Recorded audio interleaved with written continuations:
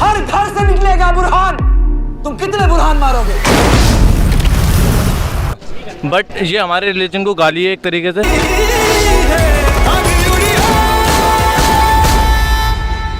यामी की acting, Yami I am a fan, बहुत अच्छी लगी मुझे आपकी एक्टिंग, मजा ही आ गया। पूरा का पूरा कश्मीर भारत देश का हिस्सा था, है और रहेगा। देश हित के लिए है, लेकिन फिल्म पॉलिटिकल है।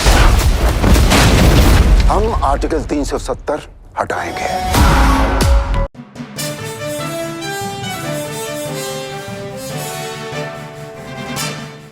नमस्कार दोस्तों, बहुत बहुत स्वागत है आपका धीरज की बात पर। और आज धीरज की बात पर सर्वप्रथम मैं संकेत चतुर्वेदी आप सबका बहुत बहुत तहे दिल से स्वागत करता हूं। एक दोस्तों फिल्म आई है 370, धारा 370, जिसको मेरे सहयोगी धीरज सर देख करके आए हैं और जानते हैं उनसे कि ये फिल्म है कैसी और उन्हें कैसी लगी। धीरज सर, आपने इस फिल्म को लगभग 2.5 घंटे देखा और 2.5 घंटे देखने के बाद आपको क्या लगा कि क्या ये फिल्म वाकई ऑडियंस को 2.5 घंटे तक अपनी कुर्सी से बांध कर रख पाती है या नहीं? हाँ, वाकई बांध के रख पाती है। और जैसा कि हो सकता है इसके प्राइस की वजह से या फर्स्ट डे था, इसके कारण रात 12 बजे तक के शो पूरे हाउसफुल रहे और हर जो डायलॉग होता था या जहाँ भी अचीवमेंट जैसा दिखता था, नेशनलिस्ट फैक्टर बहुत बहुत अच्छे से इसको भरा गया है। और जैसे कुछ डायलॉग होता था, पब्लिक हॉल में तालियां बजा रही थी। मतलब मैंने देखा कि इतना जोश मैंने किसी फिल्म में हाल फिलहाल में मैंने नहीं देखा लोगों में, दर्शकों में। पूरे टाइम फिल्म में पूरी ऑडियंस चिल्ला रही थी, जब डिसीजन पास हो रहा था, जब भी कोई पीक मोमेंट हो रहा था। फिल्म इमोशनल करती है। अगर आप अपने देश से प्यार करते हैं, अपने राष्ट्र हित के बारे में सोचते हैं, तो आप बार बार इमोशनल हो जाते हैं, आपकी आंखों से आंसू निकल जाते हैं। जो मल्टीप्लेक्स के दर्शक हैं थोड़े एलिट माने जाते हैं, और मल्टीप्लेक्स पूरा हाउसफुल, बड़े बड़े मल्टीप्लेक्स हाउसफुल, और सब जगह। मतलब ये केवल एक मल्टीप्लेक्स का नहीं है, पूरे जितने भी कम से कम दिल्ली एनसीआर में जितने मल्टीप्लेक्स हैं वहाँ का सब जगह के लोग बता रहे थे कि लोग पूरे जोश में भर जा रहे हैं इस फिल्म को देखकर। और दर्शकों को तो कोई 3 घंटे पूरा बांध कर रखी है फिल्म। ये फिल्म बेसिकली पैरेलल सिनेमा को ध्यान में रख करके बनाई गई है या फिर कमर्शियल सिनेमा को, या ये बीच का मार्ग लेकर के चलती है ना इधर? नहीं, ये पैरेलल सिनेमा बिल्कुल नहीं है।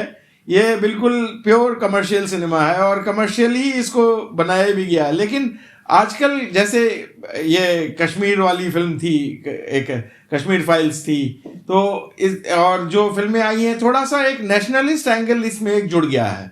तो फिल्म को दिखाया गया है बिल्कुल कमर्शियल स्टाइल में, लेकिन वो रोमांस और वो सब ड्रामा नहीं है, डिटेक्टिव या ये सब चीज़ें नहीं है। एक सीधी सादी स्टोरी है जो मतलब हुई है अभी, जो घटनाक्रम है उस घटनाक्रम के साथ फिल्म को जोड़ दिया गया है। एक रिवेंज से, एक अच्छी ब्यूरोक्रेसी से और अच्छे मिनिस्ट्री से, मतलब मंत्री के अच्छे परफॉर्मेंस से, इन सब चीज़ों को एक फिल्मी माहौल में दिखाया गया है। मतलब कमर्शियल, ये बिल्कुल मनोरंजक फिल्म है और इसको कहीं पैरेलल सिनेमा जैसा वो नीरस कहीं वो नहीं दिखा है, और ना इसको मतलब उस तरह का उबाऊ बनाया गया है। बिल्कुल कमर्शियल फिल्म है और बहुत मतलब बिंदास फिल्म कही जाए। धीरज सर, ये बताइए, इस फिल्म के बारे में ये भी कहा जा रहा है कि फिल्म एक तरह से मोदी का प्रोपेगेंडा है, तो क्या आपको देखने के बाद में ये लगा कि ये फिल्म वाकई मोदी का प्रोपेगेंडा है? देखिए, प्रोपेगेंडा तो नहीं है, लेकिन जो भाजपा ने जो कुछ किया है और जो अचीवमेंट है उसका एक तरह से प्रचार जरूर कहा जा सकता है इसको।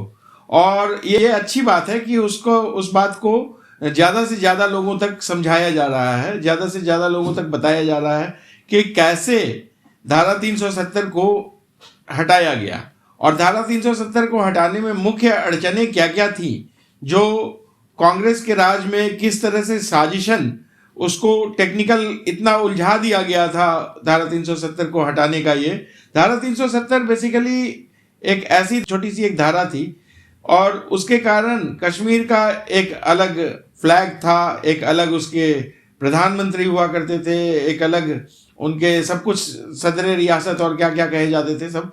तो ये सारी चीज़ें थी, लेकिन उसको हटाने के लिए एक बहुत कॉम्प्लेक्स साजिश की गई थी कि एक उनमें से संविधान के संविधान का एक क्लॉज जो है वो छिपा दिया गया था बहुत पहले, मतलब ये 60 के दशक में ही हटा दिया गया था और तब की तत्कालीन जो सरकारें थी उन्होंने इसको हटा दिया था। तो और इसको इतना उलझा दिया गया था कि इसको आमतौर से हटाया ही नहीं जा सके, क्योंकि उन्होंने एक कॉन्स्टिट्यूएंट असेंबली हुआ करती थी पहले, तो कॉन्स्टिट्यूएंट असेंबली पहले भंग हो गई 1957 में ही, और उसके बाद फिर वो आई नहीं, आगे बनी ही नहीं। तो कह दिया गया कि कॉन्स्टिट्यूएंट असेंबली को ही इसका फैसला लेने का हक था और उसके बाद फिर उसको हटाया नहीं जा सकता था। तो उसको कैसे इन लोगों ने बिल्कुल तकनीकी तौर पर कैसे उन्होंने बिल्कुल कानून विदों का सहारा लेके कैसे उसको हटाया है वो बहुत अच्छे से दर्शाया गया है।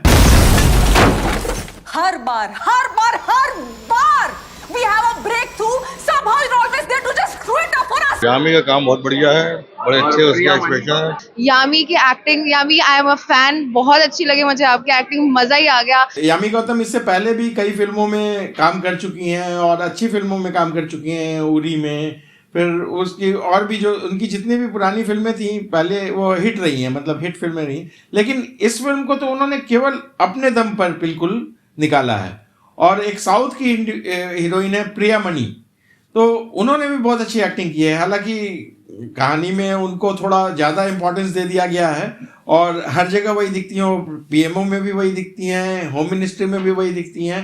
ये थोड़ा सा लोगों को मतलब वास्तविकता से थोड़ा सा दूर खींचता है, लेकिन फिल्म है तो सब चलता है।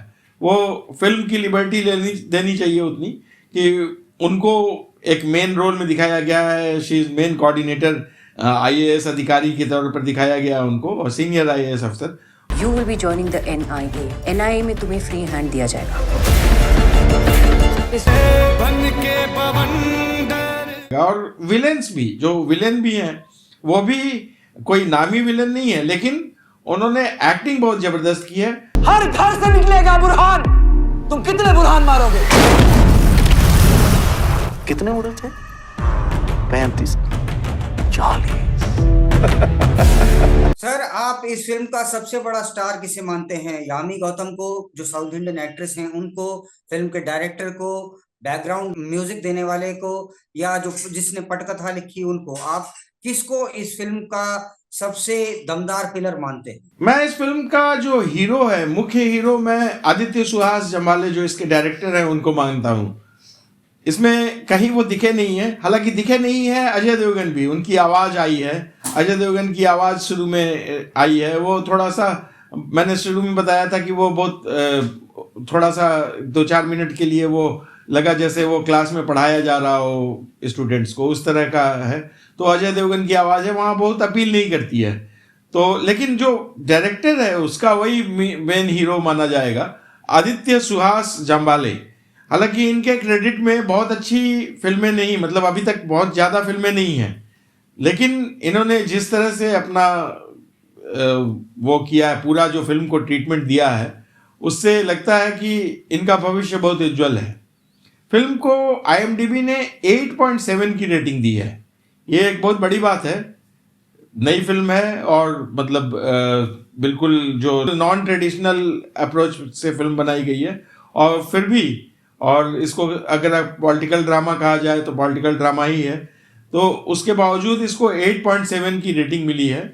और जो रिव्यू जो लोगों ने दिया है, जो समीक्षक हैं उन्होंने जो भी रिव्यू दिया है, किसी ने भी 3.5 से, मतलब जो रिव्यू होता है वो 5 पर होता है, 5 में से 5 स्टार्स कहे जाते हैं, उसमें से रिव्यू माना जाता है जनरली। जो अखबारों में या रिव्यू होता है या वेबसाइट्स आजकल हो गए हैं तो उसमें जो रिव्यू होता है, तो 5 स्टार्स में से 3.5 स्टार लगभग सबने दिया है। और जो IMDb की रेटिंग होती है वो 10 अंकों में से डिसाइड होती है, तो उसमें से 10 में से 8.7 की रेटिंग एक अच्छी रेटिंग मानी जाएगी। तो और वो सब क्रेडिट जाता है डायरेक्टर को ही। हालांकि एक्टर्स ने, जैसा कि मैंने बताया कि एक्टर्स ने बहुत अच्छा एक्टिंग किया है और अपने दम पर यामी गौतम पूरी की पूरी फिल्म खींच कर ले गई। तो जबकि वो अगर देखा जाए टेक्निकली तो मेन हीरो नहीं है, मेन हीरो तो अमित शाह और मोदी जी हैं, तो लेकिन फिर भी उन्होंने बहुत अच्छे से फिल्म को ये किया है। मैं डायरेक्टर का कमाल माना जाएगा। वही असली हीरो है इस फिल्म का। देखिए, दो फिल्में हैं, चाहे कश्मीर फाइल्स हो चाहे ये हो, दोनों पिक्चर्स में से आपको क्या मूलभूत फर्क क्या लगता है? अच्छा तो दोनों हर अपनी अपनी जगह अच्छी होंगी, लेकिन एक मूलभूत फर्क क्या है? ये फिल्म जो है ना, ये फिल्म जो कश्मीर फाइल्स जो थी वो एक पूरा का पूरा ड्रामेटाइजेशन था और इतिहास था। इतिहास का एक पन्ना था जो काला अध्याय था, उसको जिसको अभी तक छिपाया गया था उसको दिखाया गया था, और वहाँ जो अत्याचार हुए थे उसको, हालांकि वो हिंसा से भरी हुई फिल्म थी और जो कश्मीरी पंडितों को जो झेलना पड़ा था अत्याचार, उसको दिखाने का एक साहसिक प्रयास था। वो फिल्म भी अपने आप में एक बहुत अच्छी फिल्म थी, और उस फिल्म का जो कहा जाए कि वो that was an eye opener. लेकिन ये फिल्म ये आई ओपनर नहीं है। ये आई ओपनर बस एक सेंस में है कि कांग्रेस ने या पुरानी सरकारों ने कैसे, वहाँ की जम्मू कश्मीर की सरकार हो या यहाँ की सरकार हो, केंद्र की सरकार हो, उसने कैसे छिपा दिया था। ये एक छोटी सी बात है, लेकिन पूरे फिल्म का जो ट्रीटमेंट है, ये कश्मीर फाइल्स और आर्टिकल 370 है, ये बिल्कुल अलग अलग है। वो फिल्म एक पूरी की पूरी ड्रामा फिल्म थी, उसमें रोमांस भी था, गाने भी थे, मतलब गाने तो इसमें भी हैं, लेकिन उसके जो फिल्म के जो पात्र हैं वो पूरे के पूरे सब लोग ये थे, जो कुछ विक्टिम्स भी थे, हीरो भी थे, विलन भी थे, सब कुछ थे उसमें। लेकिन इसमें, इस फिल्म में और उसमें कैरेक्टर रोल्स भी थे, लेकिन इसमें आर्टिकल 370 में वैसा कुछ ये नहीं है। एक कहानी है जो मतलब हाल का डेवलपमेंट है, और उसको कैसे टैकल किया, गवर्नमेंट ने कैसे टैकल किया, इसका अचीवमेंट ज़्यादा इसमें दिखाया गया है। इस रूम में बैठे हम लोगों और पीएमओ के कुछ कोर मेंबर्स के अलावा प्राइम मिनिस्टर सर के पीए तक को नहीं पता होना चाहिए कि हमारा प्लान क्या है। तो एक प्रश्न यहाँ पर जरूर मैं आपसे करना चाहूंगा, जो थोड़ा फिल्म इंडस्ट्री से अलग हट करके है, लेकिन जुड़ा इसी फिल्म से ही है, कि जो धारा 370 फिल्म आई है और जैसा प्यार आप बता रहे हो जनता का इस पिक्चर को मिल रहा है, आपको क्या लगता है इस फिल्म धारा 370 का, या यूं कहूं धारा 370 का इंडी अलायंस पे, इंडी गठबंधन पे क्या प्रभाव पड़ने वाला है, ये आपको क्या लगता है, ये भी बताते चलिए। इंडी अलायंस वालों के लिए ऐसे ही बहुत सारी परेशानियां हैं। ये फिल्म ऊपर से उसको कहा जाए उनके कोड में खाज की तरह ये फिल्म साबित हो रही है, और होगी आगे जो मुझे लगता है। तो ऐसी अभी मेरे ख्याल से और भी फिल्में आएंगी। अभी चुनाव में काफ़ी दिन है, तो अभी हो सकता है चुनाव के पहले कुछ और भी फिल्में आए, लेकिन यह फिल्म जो है ये निश्चित तौर पर इंडी अलायंस के लिए कोड में खाज की तरह साबित होगी। तो आपको लगता है संसद में दोनों पॉलिटिकल पार्टीज, पक्ष और विपक्ष को इस पिक्चर को दिखाया ना जाना चाहिए? मेरे ख्याल से सांसद तो खुद ही देखेंगे सारे, मतलब जो दोनों पार्टी के सांसद देखेंगे, मतलब पक्ष के सांसद भी विपक्ष के सांसद भी, तो उनको देखना तो चाहिए और दिखाई भी जाएगी।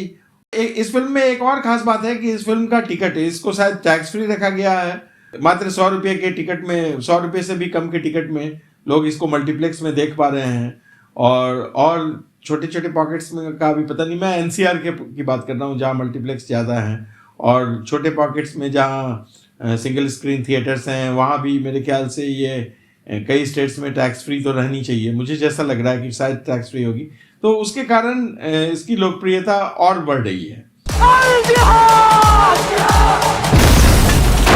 तो दोस्तों, ये था धारा 370 पर हम लोगों का एक विश्लेषण। हमारे साथ बने रहिएगा कि हर विषय पर, लगभग हर विषय पर, कि हम बस यूं गए और यूं आए। जय श्री राम।